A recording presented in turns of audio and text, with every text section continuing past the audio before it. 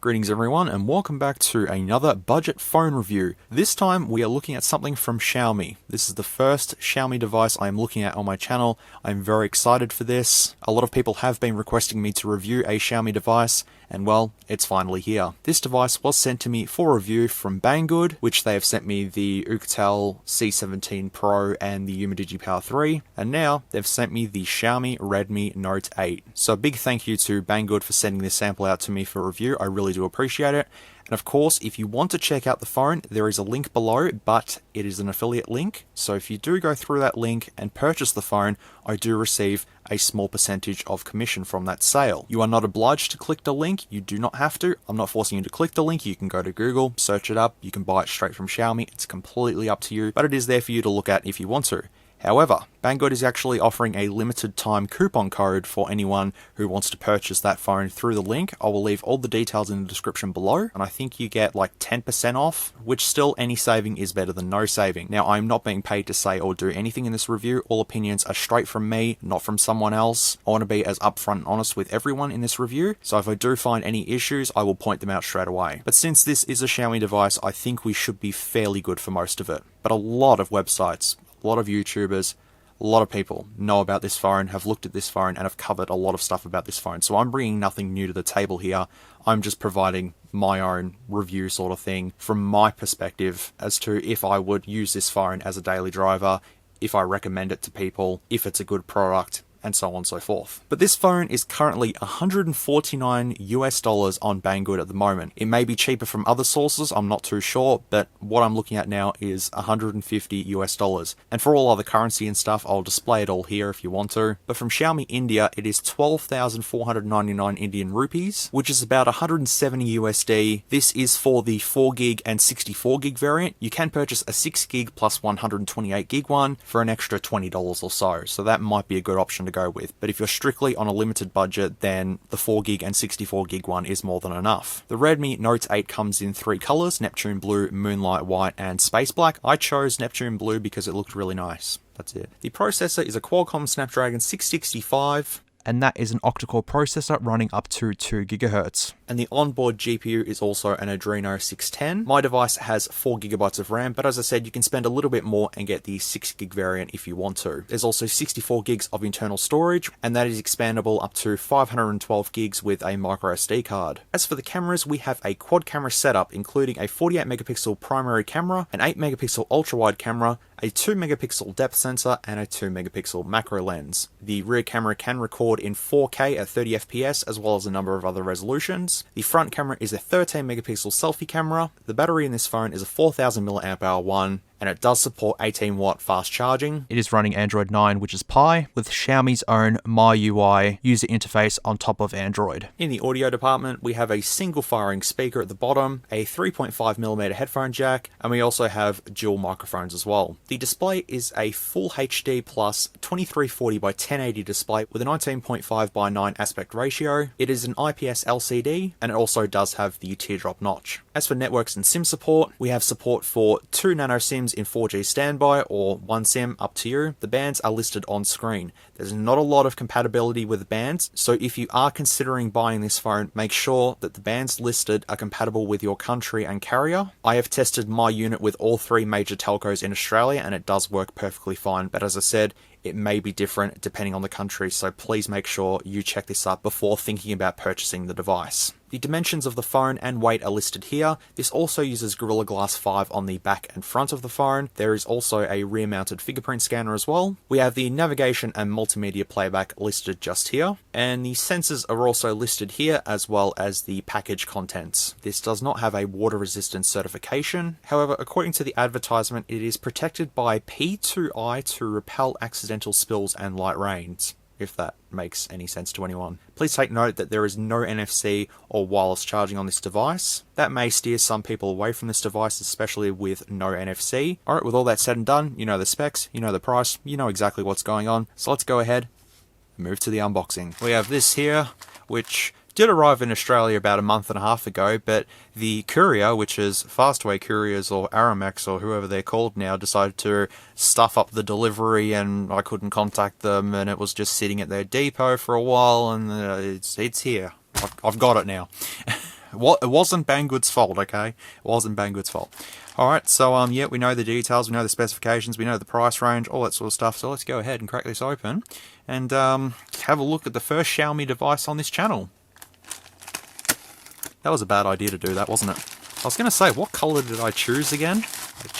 I chose Neptune. Ooh. Alright, so let's go ahead and unbox this $150 US Xiaomi phone, or $210 Australian or thereabouts. Nothing on the box, very plain and basic. 4 gig RAM and 64 gigs of ROM on this one. Let's slice straight through. That's right. Today, there we go. Lifting this up, I would say our pre-included case and stuff is in there, which it is. Very, very nice of Xiaomi to always include free cases. So I've got the user manual and stuff, that's fine, warranty card, and yep, the included case, which is good.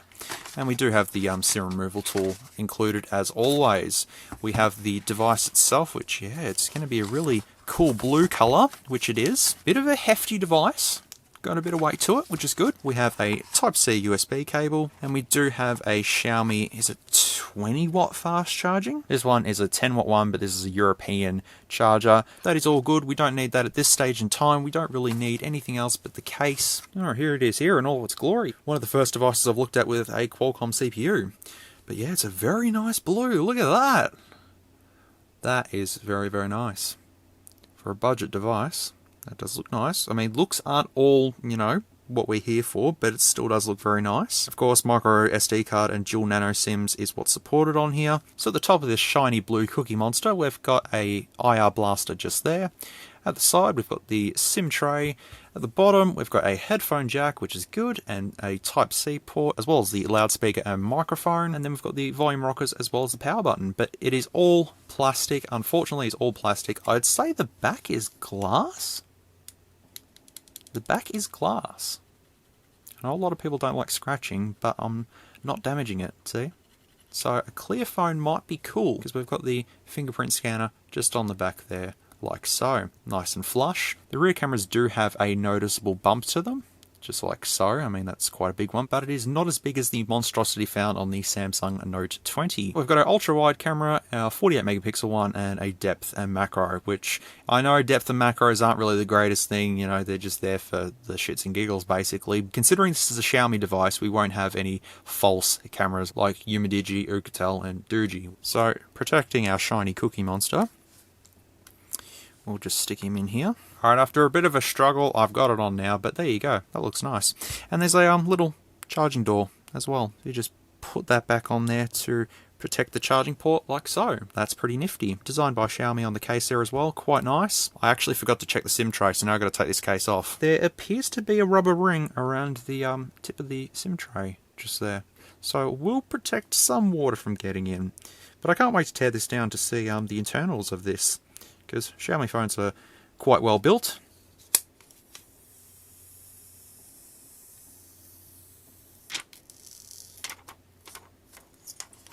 There we go. Out of the box, the phone does feel quite solid and is built quite well. Something we always expect from Xiaomi. If I'm not mistaken, there is no pre-applied screen protector, which is a little bit disappointing, but for a budget phone, I can't really complain that much. At the top of the device, we have the teardrop notch just there, as well as a long speaker grill containing the earpiece. There's also the proximity and light sensor just there, as well as a small tiny little notification LED just built into there. The phone also has this pretty trippy blue border going around the screen, as you can see there. Just here where it says Redmi, you can see it just here. It's like a bit of a grid pattern going all the way along the edges and stuff. It disappears up the top. All seems pretty fair. Let's go ahead and power this thing on.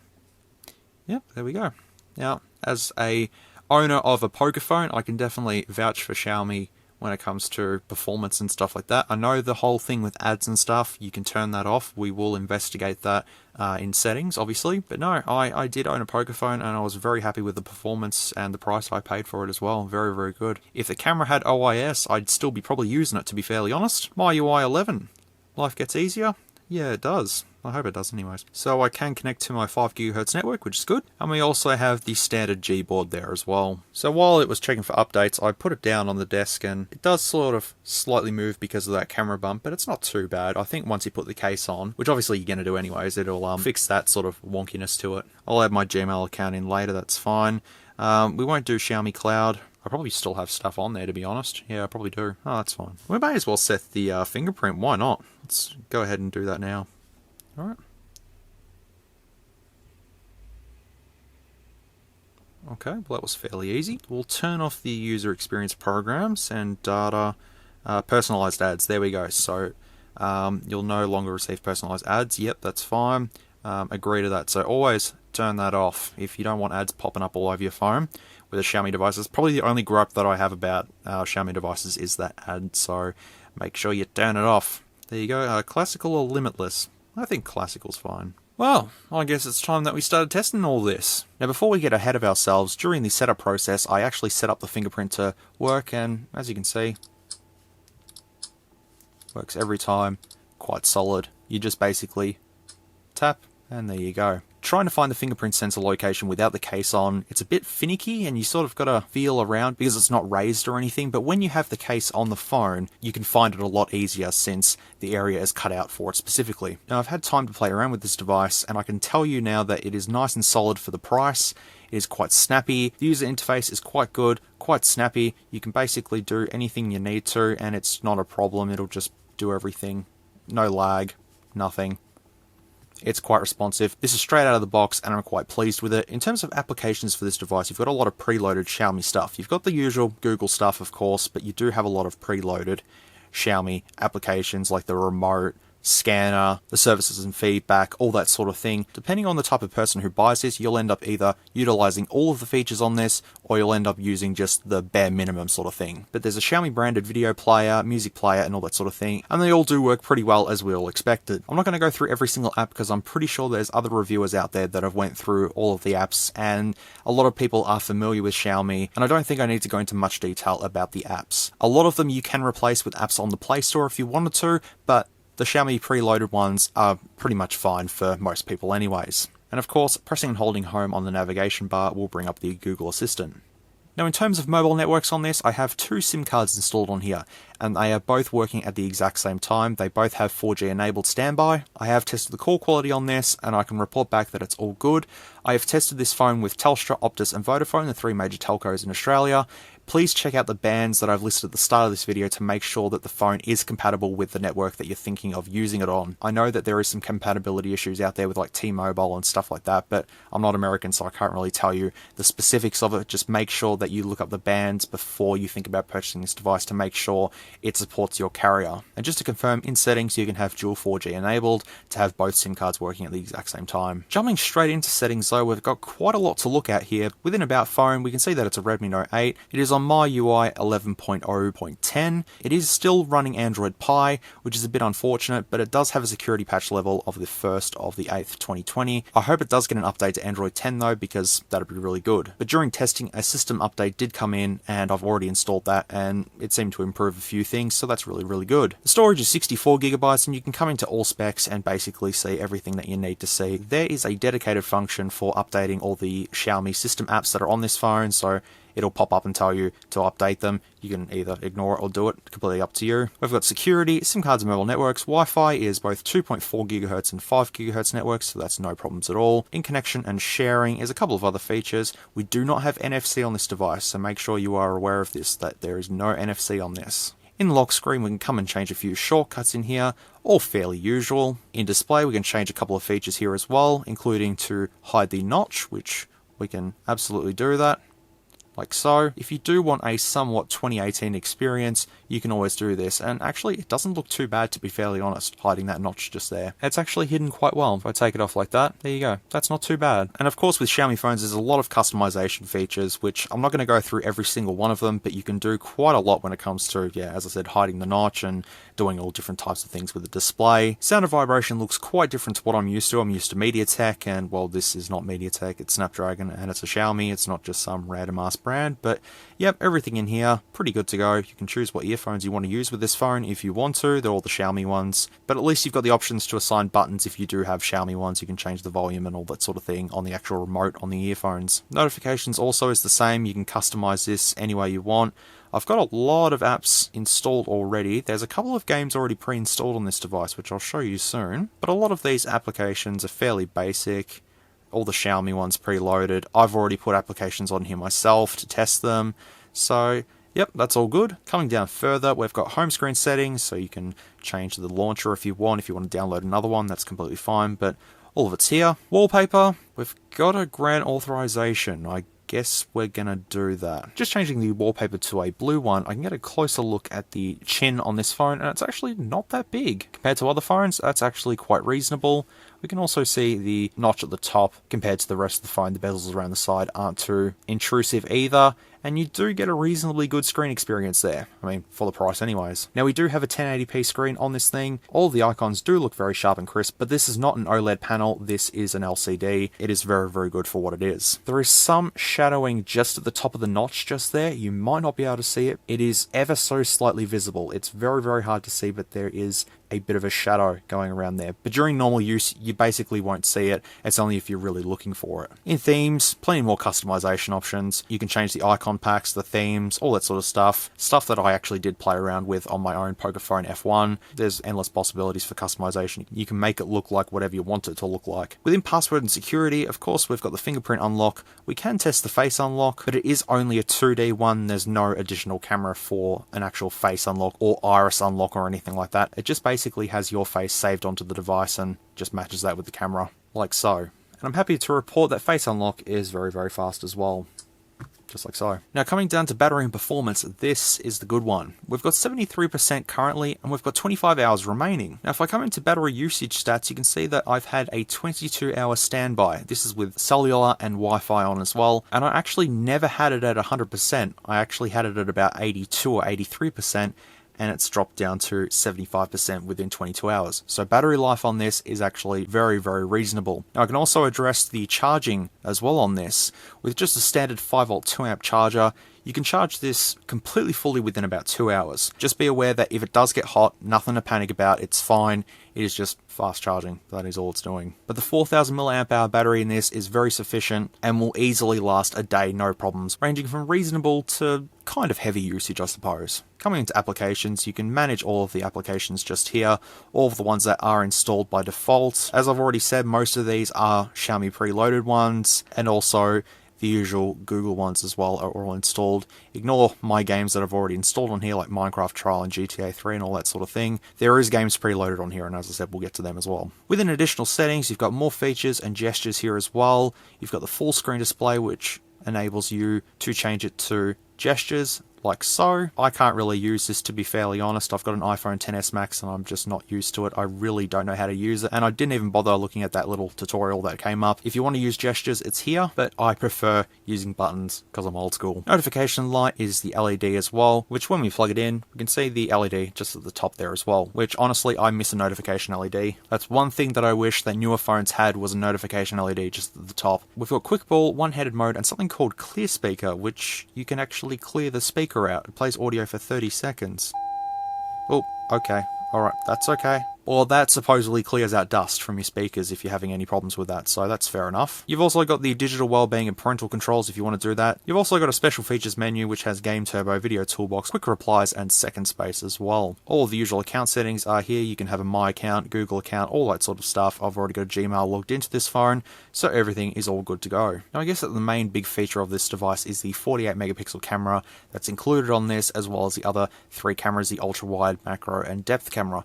I've done the camera test already, and I can easily say this is the best camera hardware I've tested on a phone on this channel. The Umidigi S5 Pro was not too bad camera-wise, but this thing absolutely defeats it 100% all the way. The fact that it can do 1080p at 60 FPS is a big thumbs up from me, and coming into the camera application, looks fairly complicated at first, but once you get used to fiddling around with the settings, like just swiping along will change to video and all that sort of thing, swiping along will do that, pressing the little dots here will change it to a 2x zoom, going back to the first dot will change it into ultra wide mode, and it's pretty easy to use once you get the hang of it. At the top right is the settings menu just like so, and then you can come into settings and change everything that you need to change, save to SD card, camera sounds, all that sort of stuff. You can also use it to scan QR codes if you want to. Pretty much you come into video and you can change it from 4K to 720p to 1080p, 30 FPS and 1080p, 60 FPS. And all of these work very well. 1080p 30 FPS does look pretty good for what it is, and it does record in stereo sound with the top mic and the bottom mic as well. There is no optical image stabilization on this phone, but there is electronic image stabilization, which does work. It is on by default, and that did make shooting videos quite nice. When I did go to 4K, you do lose that EIS once you get to 4K. With a few shortcomings in the camera software, as well as the quality of the photos, it's honestly to be expected with a phone at this price point. But changing to 48 megapixel, I can see some differences within the photos. It's not that much more noticeable from the standard shot to the 48 megapixel one, but I'll show you in the camera test anyways, and you can have a pause and have a look at all the details and all that sort of thing. Night mode works fairly well on this. I did do a couple of night shots and it did brighten them up. It's no Google Pixel night mode or anything like that, but it's definitely something. You can also go into the pro settings and change the white balance and all that sort of thing if you want to, feel free. And coming back to photo as well, the little flower at the top will enable the macro camera. You can do beauty mode as well with the little star here. You got an AI function, HDR as well, which I had HDR on for all photos that I did take. The flash on this phone is actually quite bright and quite reasonable, so you'll have no problems with that. There is 240 FPS as well as 120 FPS slow motion stuff. So once again, I'll show you that in the camera test as well. But coming to the front camera, it does record in 1080p. It does have HDR on the front camera as well, but if you go to change it to 48 megapixel, it will change to the rear camera. But coming back to photo, swapping to the front, it works quite well, and as I said, easily the best front camera I've ever tested on a phone on this channel. You can also stuff around with beauty mode just here as well if you want to turn on that, feel free. You can just clear it and have it off if you want to. It's up to you. And the one thing you can also do with the front camera is software bokeh effect, and that does work quite fine. You can actually see it sort of kicking in just now. It's a bit hard to see, but it is actually working quite well. With all that said and done, I'm going to show you the camera test. I'm going to show you 4K video, 1080p, 60 FPS, 1080p, 30 FPS, slow motion, 48 megapixel shots, ultra wide, macro, depth, everything. Before we jump into the camera montage, I was going to include the slow motion video, but every time that I tried to drag this footage into Vegas or import it into Vegas, it just crashed. So this is 120 FPS. I'll display the bitrate and stuff over there as well. And this one is 240 FPS.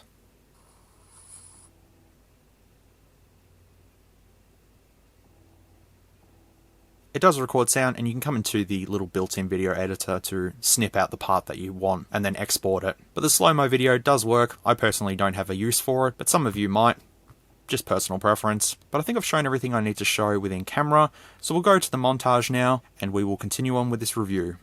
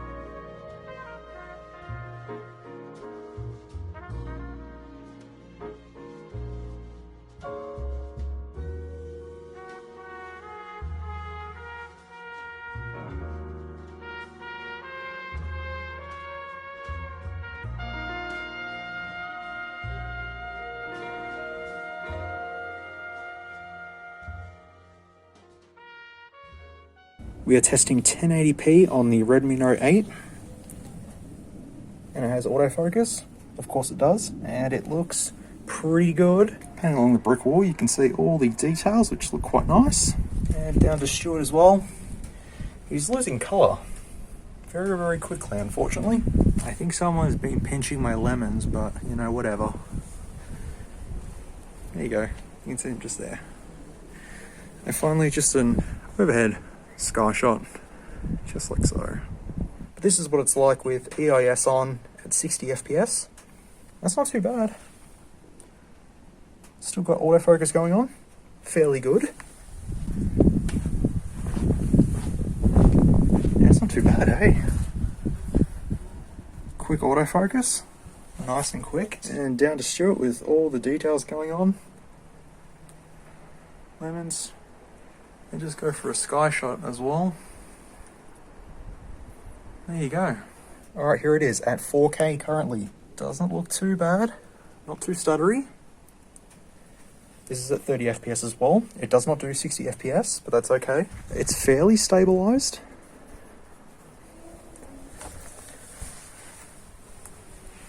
I mean, I can't tell a difference right now, but I'm sure you guys will. They're very, very yellow. Lemon, yellow flowers. They're very, very yellow. And just a nice sky shot just there as well. A lot of clouds over that way. Well, not really. Also, this is wide angle filming as well. So you can get a better look at the sky in all of its wonderful glory. And the sun. Oh yeah, there's the sun. You can actually film with the macro camera. It's a little bit iffy, but if you have the right lighting, it's actually not too bad. There you go. Testing the front camera of the Redmi Note 8, and it looks to be the best front camera that I've ever had a look at on a smartphone. So far, I think anyways. Looks pretty good. This is 1080p as well. The front camera also has some sort of autofocus as well, which is pretty good. Now you've seen the camera test, you've seen everything that this phone can do. I can go back on the pictures and sort of reflect over a couple of things, and I can address the selfie camera. Bokeh mode in this worked pretty well with a few shots that I took. It captured the outline of me very well, blurred the background out, no problems at all. There is autofocus present on the front camera. It works ever so slightly, but it is there. The front camera is definitely some good hardware for what it is. With the quad camera setup at the back, I did get a couple of great shots out of this. Some really good ones. The zoom shots were very good. Ultra wide was good. The macro was a little strange though, and I'll come to that. It's hard to see, but there's a lot of artifacting going on with the macro camera. Honestly, you're better off just pointing the main camera at something and just zooming in and getting that better experience than just using the dedicated macro camera, but it does work. The macro camera does work. But yeah, if you wanted to do specific macro shots, there is a couple of artifacts going on. I don't know if it's just my unit or not, but I thought I'd point that out. Coming to the first Froggo as well, this is just a standard camera test, and the definition in this is quite good. Some details within the photo do get a little bit muddy, but otherwise very, very exceptional. Xiaomi's camera hardware is always good. It's the software that does lack. Just a little bit. If there is a port of Gcam available for this, you might want to put that on instead of the stock application. But the stock one works fine. It's just some people like to have better options with the camera, that's all. But the default shots without 48 megapixel mode turned on are quite good. And then coming to the actual 48 megapixel mode itself, you do get a bit more definition, and some of the details do appear to still be a little bit muddy. And of course, the resolution's now bumped up to 8000 by 4000 or whatever it is, and you can see quite a lot of detail going on there. So as I said, camera hardware in this really good. I'm also happy to report that the dedicated depth sensor that's on this does work. As you can see, Froggo does have the blurry background going on, which is good. Unlike the Umidigi S5 Pro and its circle blur, we now have a full bokeh effect going on. Every shot that I took was quite good. I mean, the colours are just great. Very, very vibrant, very natural, and as I said, I captured a lot of good photos within this as well. I probably should have done it in this mode, to be fairly honest, but that's okay. Now, I think we should jump into the YouTube test, speaker test, and all that sort of stuff. In terms of internet functionality, you've got my browser, or you do have Google Chrome. I used Chrome because it's easier to use in my opinion, but that was very fast and snappy and I had no problems with that whatsoever. But coming to YouTube, we can do the YouTube test. We'll do the 4K video that I've used in quite a lot of videos, so once again I'll link the creators in the description below. Please check out the video because that is definitely a really nice video. So with the video open, I've got the volume all the way to 100. Within settings, you can change the quality to 1080p 60f max, so we'll leave it on that and see how it handles.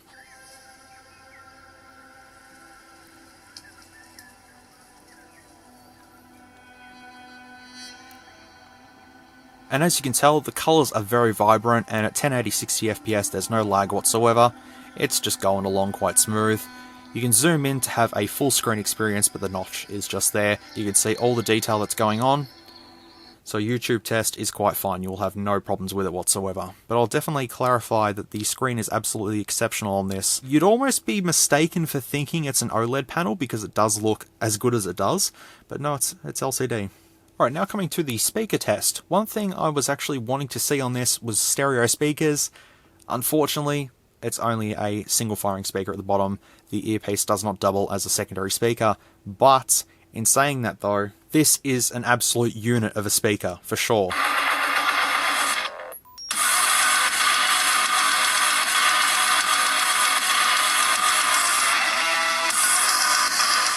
It sounds absolutely amazing for what it is. 104.7 we got to on the sound meter as well, which is really good. But it doesn't sound like a cheap speaker. It sounds quite premium. I mean, it's definitely not a speaker that you'd find on like a Samsung or an iPhone or something like that. But for 150 US, the speaker in this is quite reasonable. Unlike Umidigi, Doogee, and all the other ones that I've looked at before, the speakers were very hit and miss. That was the FLAC version, or FLAC version of BFG Division, so it was the absolute best quality one I could show to you all, and yep, it definitely passes the test. And in terms of headphones as well, headphone jack available, ready to go. Stick your headphones in, off you go, or you can use Bluetooth ones, up to you.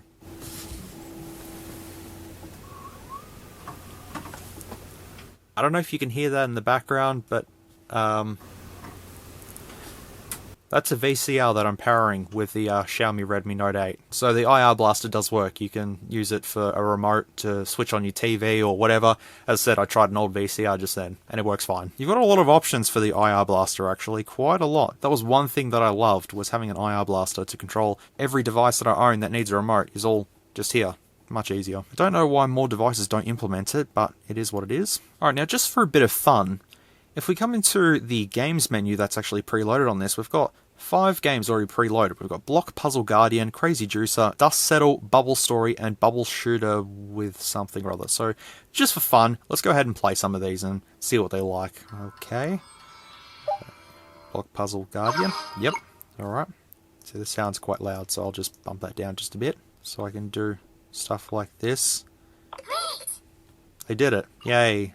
But just a block puzzle game, nothing special I don't think. So anyways, next game. So even with a whole heap of apps in the background doing various things, the system's still fine. Very responsive, no lag going on, it's all good. Crazy Juicer appears to be Fruit Ninja, I'd say, just a rip-off of Fruit Ninja, made by Unity, okay. Not by Unity, but with Unity. Hippo game as well, it's made by Tap. Oh, okay, you just do that. Alright, fair enough. Dust Settle looks like some sort of Space Invaders sort of thing going on, I'd say. I don't know. Yep, just kill everything on screen. Yep, fair enough. Now you can uninstall these if you want. You don't have to have these on here. You can get rid of them. They're included, just for the sake of it, I guess. Bubble Story. Let's see what this is. Release Birds. Okay. Hold. Oh, yeah, I know this one. Yep.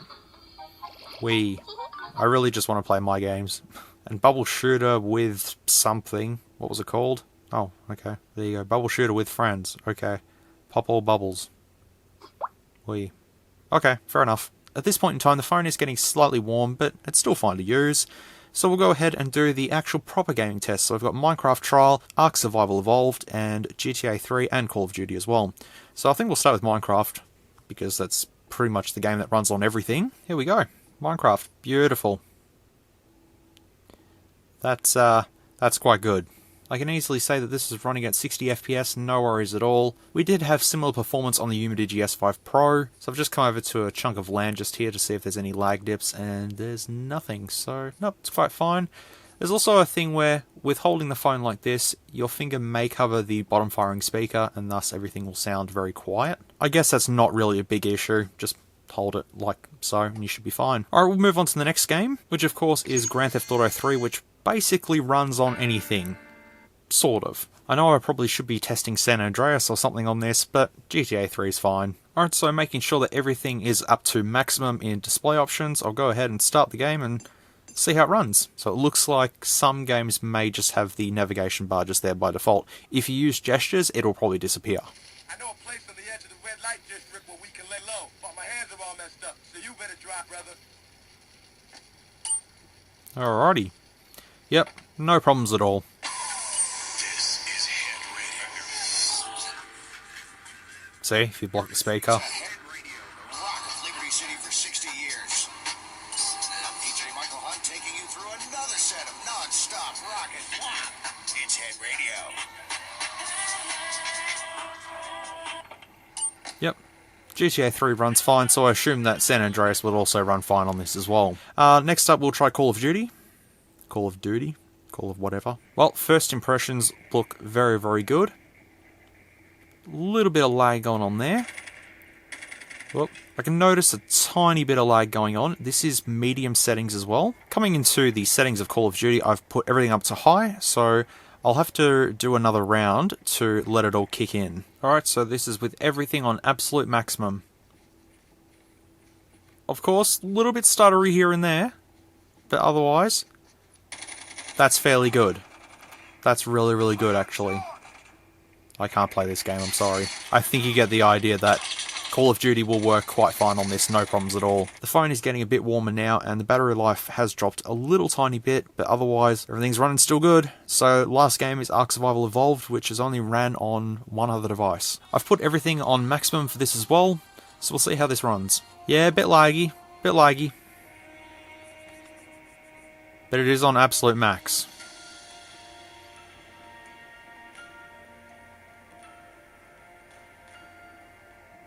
There we go. I'll bump it down just a little bit. I've bumped it down ever so slightly, and it seems to run a little bit better now. But as I said, this game is only ran on one other device, so I guess we can't expect too much. But no, it seems to be fine if you just put it on medium with half resolution. It seems fine. A little bit stuttery here and there, but, you know, nothing that won't stop me from playing this, obviously. I think we shall leave it here with gaming. So gaming on this phone is exceptional. I mean, it's not super smooth with everything bumped up to high on all games, but for what it is, it's perfectly fine. For most people, they'll just download the game, play it straight off the bat. They won't go into settings and bump the resolution or anything up, so as it is, just normal settings, I think it will be no issues whatsoever. So I think now I should go ahead and open up Geekbench and just compare it with the Umidigi S5 Pro. I don't remember the exact score I got on that, but we'll run this and see what it comes up with. Of course, it comes up with the Qualcomm Snapdragon 665 with Android 9. So go ahead and run the benchmark. We'll see what score it comes up with. Alright, well, the Geekbench score is back, and it's 311 single core and 1354 for the multi. The Umidigi S5 got that there, which is a bit unexpected, I guess. But it appears for me that gaming-wise is much better on this than the Umidigi. It is just a bunch of numbers that you're seeing right now. What do they mean? Well, higher is better, obviously, and with the S5 Pro at 502 single and 1655 multi, it does leave a bit of a gap there for this, but honestly, with those two phones side by side, I'd rather go with this one, at least at its price point of 150 US right now. Honestly, I am a little bit surprised, but I guess with less RAM and stuff, and not exactly the most top-tier Snapdragon processor in this, I guess, you know, there's a little bit left to be desired there. But no, overall, it's not a bad result. Finally, I'll come into DeviceinfoHW just to see what's going on here. And basically, all these specifications are confirmed in here with our touchscreen, accelerometer, gyroscope, charger, IC, all that sort of thing. I don't think this has a barometer. I don't think it does. We've got our CPU information just there. All the system info, just like so. Feel free to pause if you want to see anything. We have the storage as well. The internal storage is 64 gigabytes with 4 gigs of DDR4 RAM. The back camera and the front camera, it doesn't show the other 3 cameras on the back, but I can definitely assure you that they are all functioning. Battery with 4000 milliamp hours. In thermal, we can see the system on chip is running at 56 degrees, which is why the phone is a bit warm at the back, but it's not too bad. Everything else is running quite reasonable. And that there is basically it, to be fairly honest. I forgot to mention security as well. This is always default on Xiaomi phones. You can go to cleaner, battery, and all that sort of stuff. It does work, but it's up to you. You can use it. You don't have to use it. It's there if you want it. I also thought I may as well include a teardown in this video as well. I'll make it as quick as I can and just point out certain things because people have already torn down this device before. I just want to have a look at the camera hardware and a couple of other things as well. The only way to get inside this phone is to remove the back glass, so I'll heat that up and see if we can get this off in one piece. Okay. Okay. I may have damaged the fingerprint. I actually completely forgot about that. Whoa, it still works. Barely. Oh no. It's fine. Just be careful, folks. If you do pull apart a Redmi Note 8, just be aware that the fingerprint may need to be popped out of here first before you remove the back glass. Yep, that's my bad. There is a small warranty sticker just down at the bottom, which I'm just going to pierce through, that's fine. And all the screws are green, see? Now we'll need to disconnect the battery, which is just under here, so we'll have to take out all of these screws. We also have to destroy the warranty sticker over that screw just there. And out of all of the screws on this device, we've just got a single black one just here. So I'll have to make sure I keep this organized. Also, I think I may have put too much heat on because I've burnt that. That's okay. And popping the top plastic off is just like so. We can disconnect the battery. And also the two flex ribbons, one is for the display and one is for the subboard, which we'll get a closer look at just here. There is our loudspeaker just there, and it does have a bit of mesh just on there like so. There is also some mesh over the speaker grill inside of the phone here to protect any water from getting in, so that is good to see. The charging board just has the Type-C USB port, the headphone jack, microphone, and the connection for the signal wire just there as well. Popping out the subboard, we can see that there is a gasket around the Type-C USB port to help keep water out as well. Also something similar going on with the headphone jack. If we go back to all the phones I have had a look at on this channel, this is the first device to actually have any implementation of this. Umidigi S5 Pro and the Power 3 did not have any water protection on the USB port or headphone jack, nothing. The battery does have two pull tabs just here, so I'm going to attempt to take these out in one piece. That snapped. It may be just me, but pull tabs sometimes work and sometimes they don't work.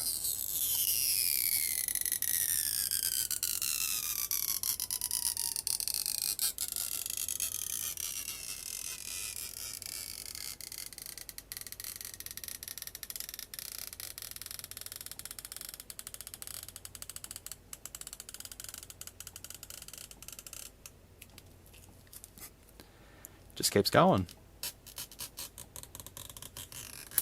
There we go. Unfortunately, my pull tab snapped. There was no way I could get that out, so I had to do the pry of shame, unfortunately. As I said, I'm terrible at doing pull tab stuff, but there you go. Now that the battery is removed, we can see that the inside is basically just a big chunk of metal, which provides the structural integrity for this device. In order to proceed further, I need to disconnect all the cameras and remove them from the phone, like so.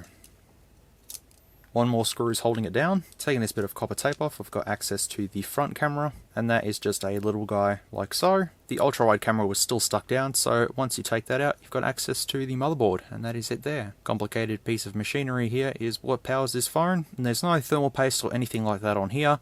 But inside of the phone, we see that there is a small little thermal pad, as well as some copper tape to help keep the processor cool. There is no heat pipes or anything in here. We've also got the IR blaster just there, the hole punch camera, just like that, the earpiece, and we've got the little bit for the notification LED, coin style vibration motor, and we've got some contacts for the side buttons.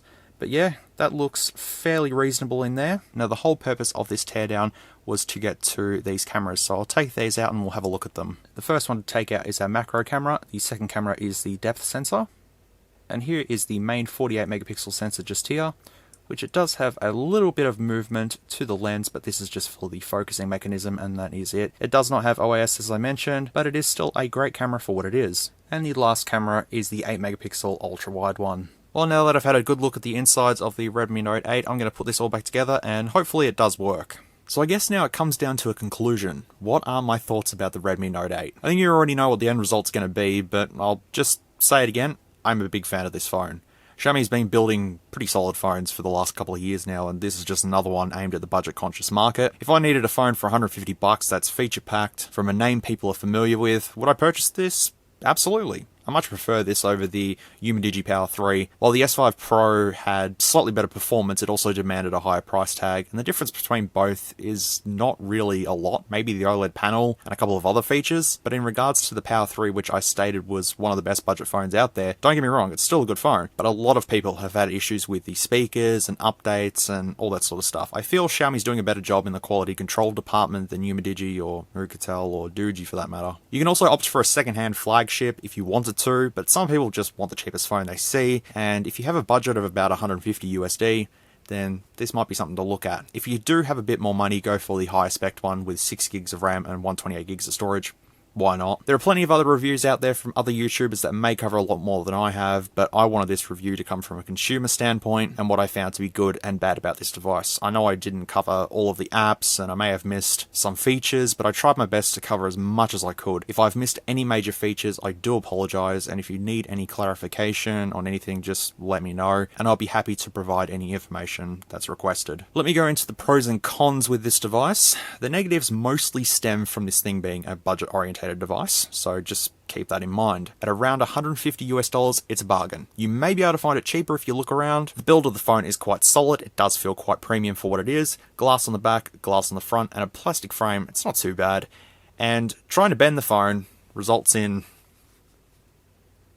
basically no movement whatsoever. Battery life is great with a full day of normal usage guaranteed. Wi-Fi, Bluetooth and mobile networks are all really solid, and I do appreciate the dual 4G SIM standby. The earpiece and microphone are also very acceptable. I have been made aware that there may be some issues with using a Bluetooth speaker and having Wi-Fi connected. It may drop out. I haven't experienced this yet, but I just thought I'd let you all know. Camera hardware is very nice. It is very solid. The software may be lacking, and I recommend probably getting Gcam if you can get it. Of course, this isn't taking flagship type photos, but it's definitely some of the best photos I've seen from a budget device in a while. The 1080p LCD is very nice for what it is, no complaints here. The bottom firing speaker is quite loud and clear. It's not a tin can like we've seen on other devices. Performance is excellent from a phone at this price range. With the Snapdragon 665 inside, it makes gaming videos and all other media work very well. Type-C USB port, headphone jack, rear fingerprint, notification LED, and the infrared blaster are all great inclusions for this phone, as well as the free case that's included in the box. And while this is still running Android 9, the user interface is still quite snappy and fairly easy to use. Once you get used to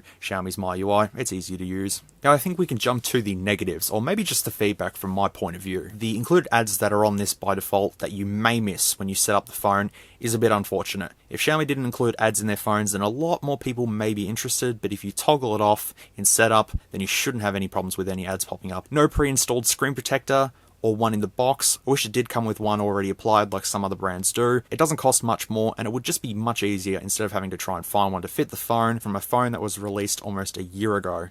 And not to have Android 10 on it out of the box is a bit disappointing. While the actual experience of the user interface is fine, many might see the included Xiaomi apps as bloatware, which is understandable. Dual speakers would have been nice to have. There is no NFC or wireless charging. The wireless charging would be a bit much of an ask, but NFC inclusion would have been really handy to have included. While I still stand by the performance being great for the price, an extra couple of gigs of RAM alongside the 665 would have a major benefit from this. As I said, you can get a variant with 6 gigs of RAM and 128 gigs of storage for a little bit more if you wanted to, but the base model should have at least the 6 gigs of RAM installed by default. All in all, the phone is from a reputable company. A few years ago, no one had heard of Xiaomi, and now most people have heard of them. They're definitely a strong presence in the budget market, and honestly, I can't wait to see what they do in the future. They've made some pretty innovative phones, and some really good bang for buck phones, like the Pocophone F1. That was an absolute amazing phone when that actually came out. You know, there is peace of mind with buying this, knowing that replacement parts are readily available and are very cheap, and I don't think warranty should be an issue with this, as far as I can tell, but the coverage may differ from country to country. Highly recommended from me, and possibly the best smartphone I've looked at so far, and the first big brand name smartphone that I've looked at on this channel, and I'm very appreciative to at least had the opportunity to have a look at this and play around with it and all that sort of thing. And if you would like to check out this phone, there is a link in the description below which will take you there, and you can go ahead and purchase it from that link. If you want to, you don't have to click that link, you are not obliged to.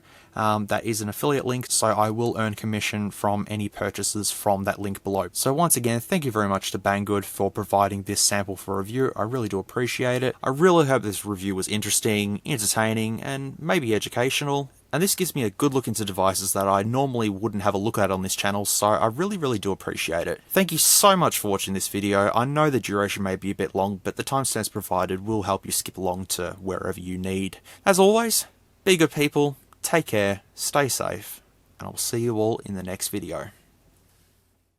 If you like this content, feel free to leave a like or a dislike if you didn't. Thanks heaps for watching, and I'll catch you all in the next video.